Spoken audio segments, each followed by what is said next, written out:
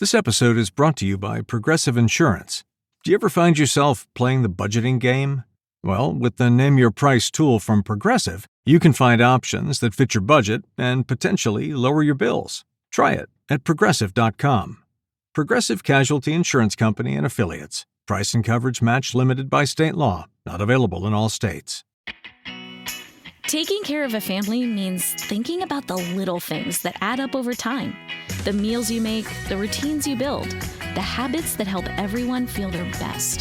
That's why so many families choose Azure Well.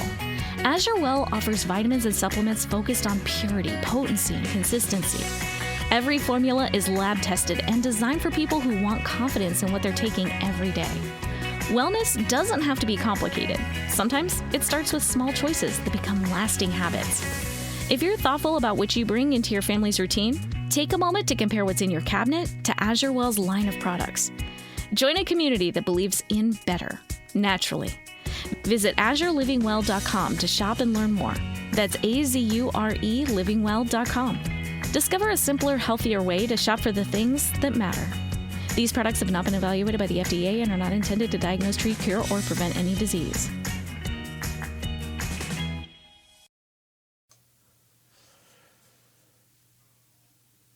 Well, hello, and welcome to our Wetland Wednesday podcast. My name is Mark Seelinger, and I want to welcome you to our special podcast. We're adding an extra one this month, and it is about the 2021 nationwide permits. If you have been paying attention to the news on something other than all the stuff going on in D.C., this is something else that's going on in D.C., which is the Army Corps of Engineers has actually put out the pre-publication announcement of the nationwide permits.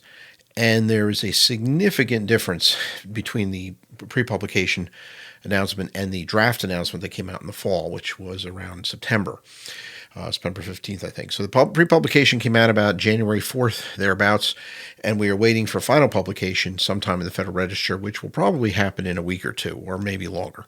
It'll take a while. Now, what's the biggest difference? Well, the Army Corps basically has... It's like 58, it's almost 60 nationwide permits kicking around. And what was done originally was they were going to publish the whole thing as one big permit package. So all the dates would line up, everything would be nice, neat, and clean. For whatever the reason, they didn't do that. What they are doing is they are reissuing and remodifying 12 of the existing nationwide permits. And what they've done is they've taken the nationwide 12 and chopped it into 3 pieces. And they've also added 2 more nationwide permits. So there's actually 16 permits that are being dealt with in this announcement. The other 40 are not being touched. Basically, they're not reissuing, they're not modifying the remaining 40 nationwide permits. And it's one of the biggest concerns is the dates, because the dates are definitely problematic in terms of what this does.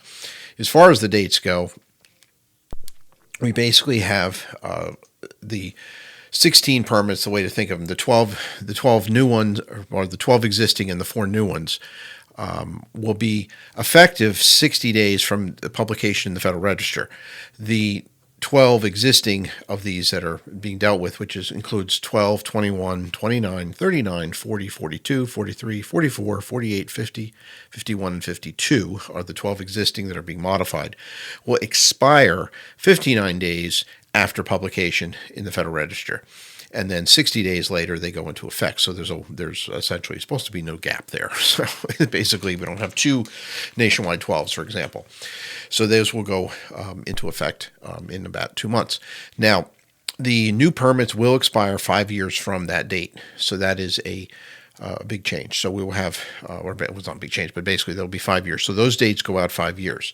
Now, the other 40, which is a good number, remain unchanged, and they are still authorized basically to be used until March 18th, 2022, at which point they will expire. Now, that's dealt with a little bit in that if they do expire and the Corps has not issued a new nationwide permit program for these other 40 permits, then they're leaving it to the district engineer to basically authorize the use of the nationwide in that district. So it's going to be kind of an ad hoc, when or if. So the idea is that you would need authorization from the district engineer after March 18th, 2022 to use those other 40 remaining permits. Otherwise, they go away entirely, which would be problematic to say the least. I suspect this is because of change of administration and things like that, and I guess they just didn't want to mess with those. But the Nationwide 12 is the one that's the most controversial, and that is the one that deals with the oil and gas lines. Now, just to be clear on what those new permits are, I probably should back up a bit. The Nationwide 12 has basically been split into 3 different permits.